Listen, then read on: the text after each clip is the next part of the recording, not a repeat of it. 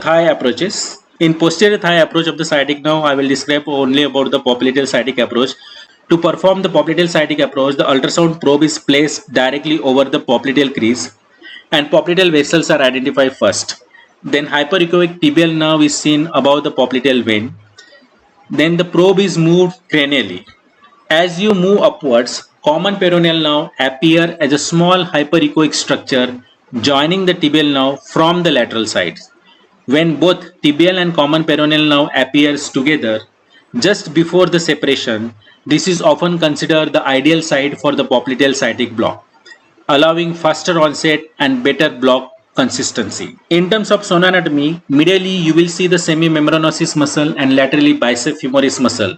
Local anesthetic is injected subparaneurally, ensuring spread around both the components of the sciatic nerve. In my opinion, it is preferable to target the sciatic nerve at higher location rather than at or below the bifurcation when the block is intended mainly for the surgical anesthesia.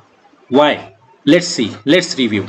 The sciatic nerve consists of two components, tibial nerve and common peroneal nerve, enclosed in a compact paraneural sheath. As this sheath merges with the fat layer in the popliteal region, both the components separates, causing divergence.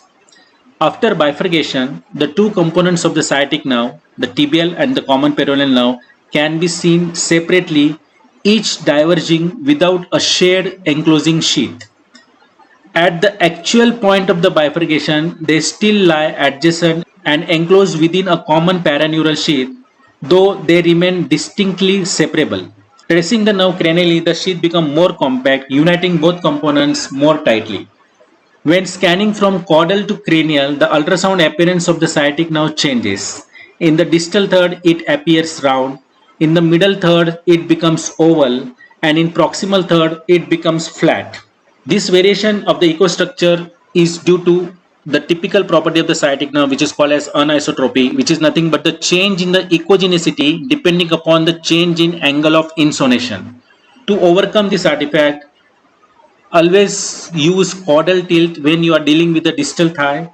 Keep the probe perpendicular in the middle thigh and apply cranial tilt when you are dealing with the proximal thigh, ensuring ultrasound beam strikes the nerve perpendicularly for optimal visualization. Upon injecting at the bifurcation, the local anesthetic, although delivered subparaneurally, may track away from the nerve along the sheath, which merges into the surrounding fatty tissue. This can result in limited LA spread around the nerve, producing a less dense or patchy block. In contrast, injecting more proximally, where the sheath is still intact and compact, prevents this diversion and LA remains well contained around both the components within the subparaneural space, leading to a denser and more effective block.